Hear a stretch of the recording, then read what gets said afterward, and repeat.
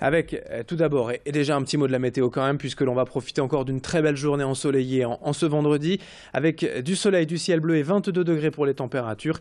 Il faudra bien en profiter, c'est le mot, car dès demain et ce week-end, nouvelle dépression qui arrive par l'ouest et nouvelles perturbations nuageuses et pluvieuses au programme.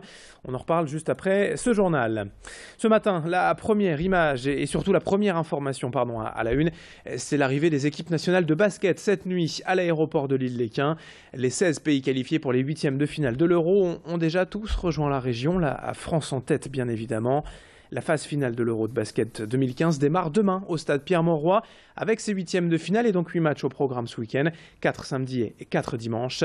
La France ayant terminé première de son groupe après sa facile victoire hier face à Israël sera opposée à la Turquie demain à 21h. Et pour information, les joueurs français sont logés en plein cœur du centre de Lille à l'hôtel Bellevue. Si vous souhaitez les apercevoir, toutes les infos de l'Euro au basket à Lille à suivre bien sûr avec Grand Lille TV.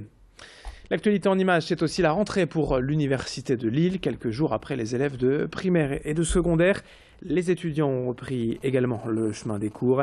Cette année, les effectifs sont en hausse à Lille 1, 2 et 3. 9600 néo-bacheliers démarrent en cette rentrée leurs études. C'est 3% de plus que l'an dernier. Actuellement et jusqu'au 17 septembre ont lieu les JV, les journées immersion vie étudiante, pour permettre aux nouveaux de s'intégrer et de prendre leurs repères. Quelques nouveautés pour cette année, de nouvelles licences, masters et diplômes universitaires, afin de toujours coller au plus près des réalités d'aujourd'hui.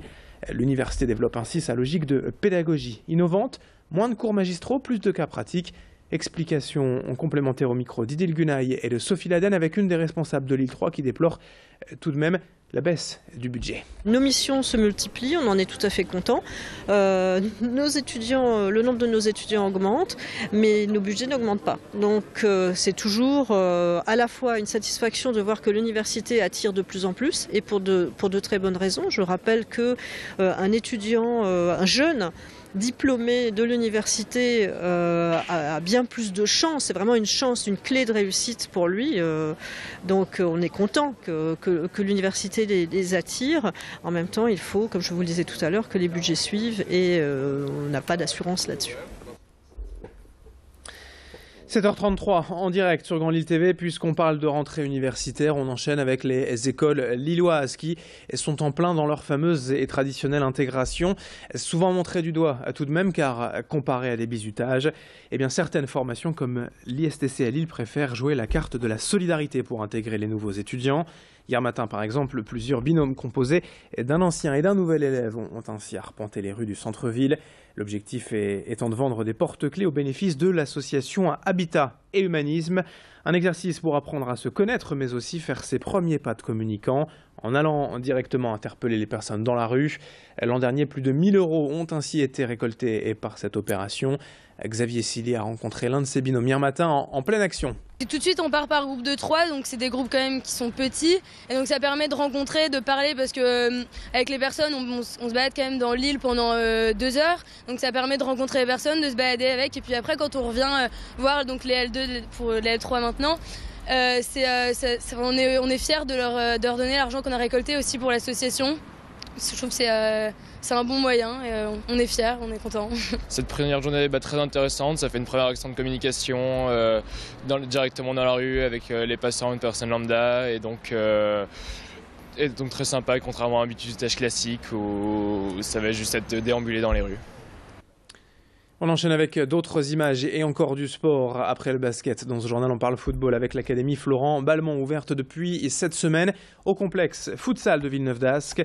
Le joueur du LOSC entraîne lui-même chaque semaine des jeunes de 7 à 10 ans. Cette expérience n'est pas anodine pour le milieu de terrain lillois. Il n'a jamais caché en effet son envie de reconversion dans l'encadrement des plus jeunes.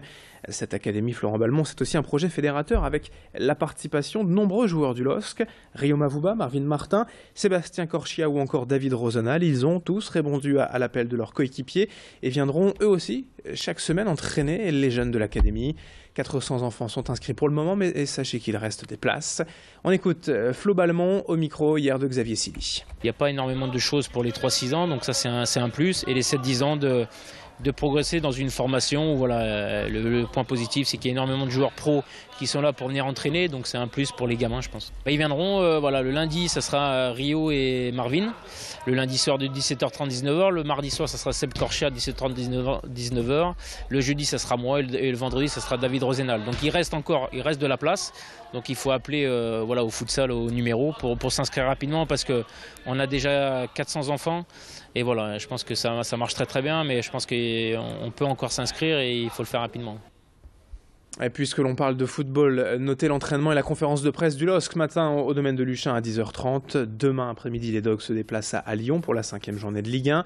La reprise du championnat après la trêve internationale de 2 semaines. Et pour le moment, les Lillois, vous le savez, ne comptent qu'une victoire et sont 12e au classement. Les images de cet entraînement et de cette conférence de presse d'avant-match à retrouver cet après-midi dans nos prochaines éditions. 7h36 en direct sur Grand Lille TV dans un instant, la météo et l'infotrafic.